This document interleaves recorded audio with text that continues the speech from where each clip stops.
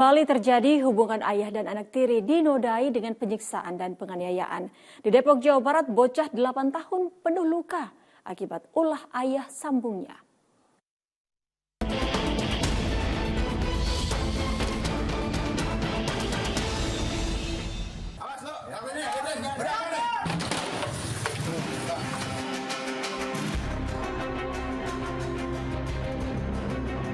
Kekejaman orang tua tiri bak kisah dalam cerita dongeng kini kembali terjadi dalam dunia nyata. Rumah di Kampung Babakan Baru, Desa Ragajaya, Kabupaten Bogor menjadi saksi bisunya. Di rumah inilah didapati bocah 8 tahun diikat di bagian kaki dan tangan. Pelakunya tak lain adalah ayah tiri korban. Ibunda korban juga tak bisa berbuat banyak karena terus mendapat tekanan dan ancaman dari tersangka jika mengungkap kekejaman suaminya itu terhadap korban. Lalu ada tetangga yang melihat, dengar, dipanggil tetangga-tetangga yang lain seperti itu. Lalu udah masa membludak itu. Dan kita langsung telepon polisi. Sepertinya sih dia juga diancam, jadi tidak bisa memberikan perlawanan atau gimana gitu. Melihat hal ini, amarah warga pun memuncak.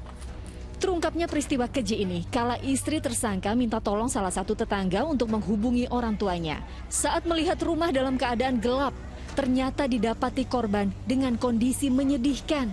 Ada penggerbekan yang juga dilakukan oleh warga bersama anggota Polsek Bojonggede, di mana informasinya ada seorang anak yang disekap oleh bapaknya, dan kemudian memang ditemukan kondisi anak dalam kondisi terikat tangan dan kaki.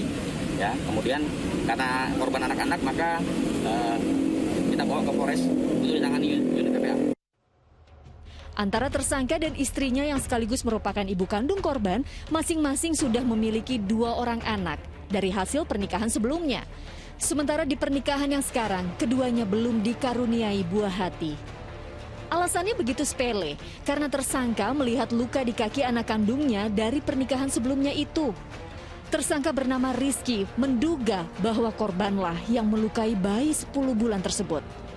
Dendam dan amarah itu yang akhirnya membuat tersangka gelap mata, menganiaya korban hingga mengikat kakinya dengan dalih agar korban tak mengulangi kesalahannya. Memang kalau terlihat dari pelaku, pada saat kita tanyakan kemarin, pelaku bilang bahwa itu spontanitas ya, dia bilang bahwa dia kesal karena anak kandungnya yang masih bayi dilakukan seperti itu oleh korban, sehingga kemudian membalasnya.